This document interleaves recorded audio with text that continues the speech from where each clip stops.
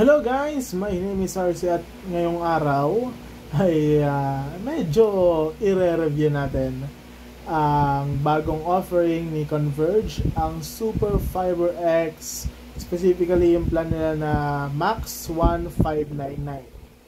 So, ano nga ba itong plan na ito? Alamin natin yan. Let's go!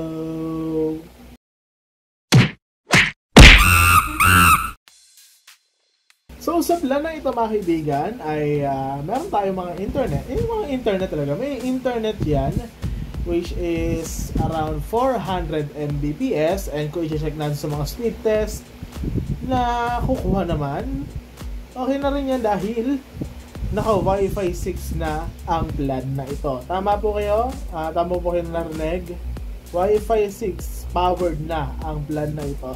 So, wala nang additional cost para sa pag-upgrade ng Wi-Fi from Wi-Fi 5 to Wi-Fi 6. Another thing na ikinaganda nito ay meron siyang free Android TV box which they call Experience Box, and may included na siya na Sky TV standard na subscription.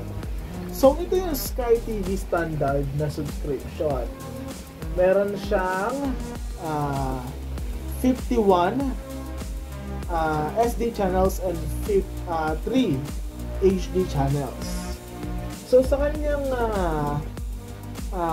cable light or IPTV service, may ilang mga channel na may malabo compared sa free TV na equivalent ng channel.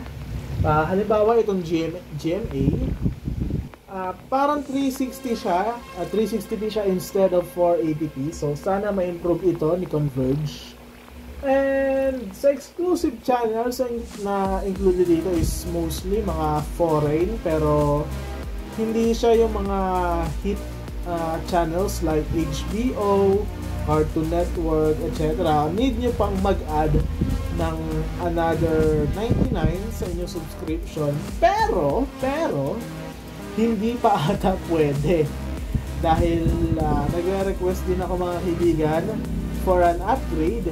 Pero ang sinasabi ng support ay need daw ng 1 year na subscription before natin may upgrade yung channel. Pero ko-continue pa rin natin yung request para masubukan natin yung Sky TV Premium dahil marami-raming channels na magaganda doon, like yung Kapamilya channel included doon na sana in-include na lang nila sa standard kahit yung Kapamilya channel man lang.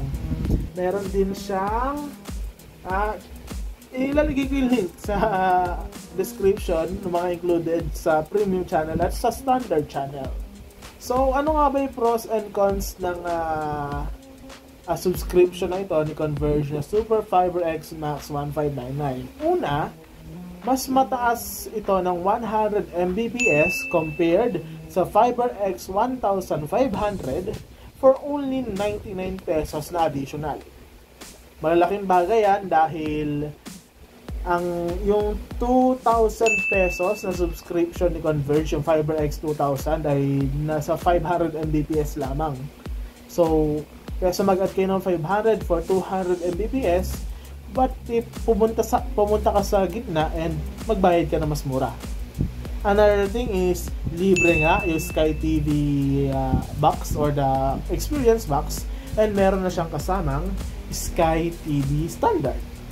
So, okay na rin siya. So, if you want kung wala pa kayong Smart TV and you want a Smart TV experience, hindi lang siya experience, Smart TV talaga siya dahil pwede kayong gumamit ng Chromecast, pwede kayong manood ng YouTube, pwede kayong mag-install ng app sa Google Play Store.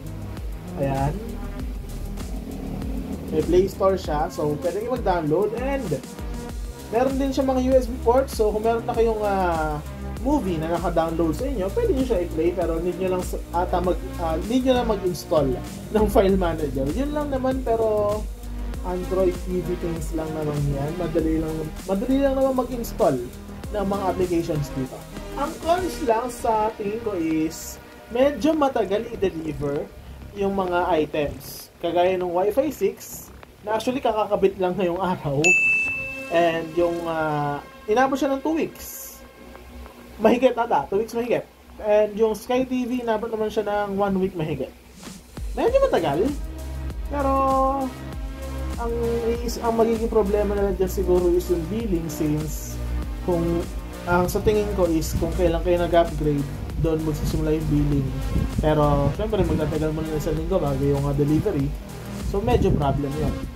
Check ko yung billing ko dahil wala pang na-release na statement of something sa aking account. So hindi ko rin alam kung magkano i-charge sa akin. Pero as per their website, free installation naman siya. And libre naman daw yung Sky TV box. Pero dahil ako yung plan namin is galing from FiberX 1500 and nag-upgrade kami sa Super FiberX Max 1599. Di ako sure sa magiging billing ko. So sana 1599 na lang yung i-bill ko. Pero a-update ko kayo sa comment section o kaya dito sa video kung baka medyo matagal ko pang matripan yung edit nito. So ayun. Another con is kung habol nyo nga yung Sky TV Premium, hindi talaga ako sure kung kailan pwede pang mag-upgrade. Pero ako sinusubukan ko siya, chinachat ko yung support nila. And bukas, itatry kong tawagan naman yung customer support nila para i-request yung upgrade. Kasi yun din yung habol ko yung Kapamilya channel.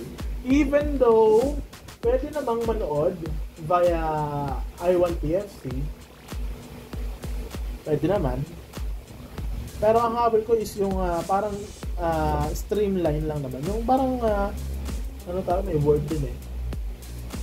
Basta yung parang dire-diretso lang panonood mo kung gusto mo lumipat ng ibang channel, hindi yung home.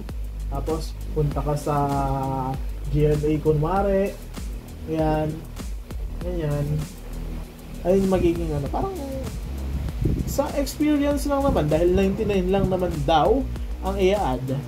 Yun yung hinahabol natin. And syempre meron pang ibang channels yan na ililink ko na lang yan sa baba na maganda rin naman.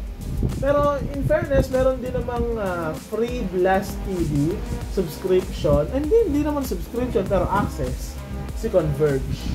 And lahat naman ng plans nila, even sa Vida Fiber and Surf to Sawa nila, is included itong Blast TV access, which you can watch TV and marami pa to mga top na channel.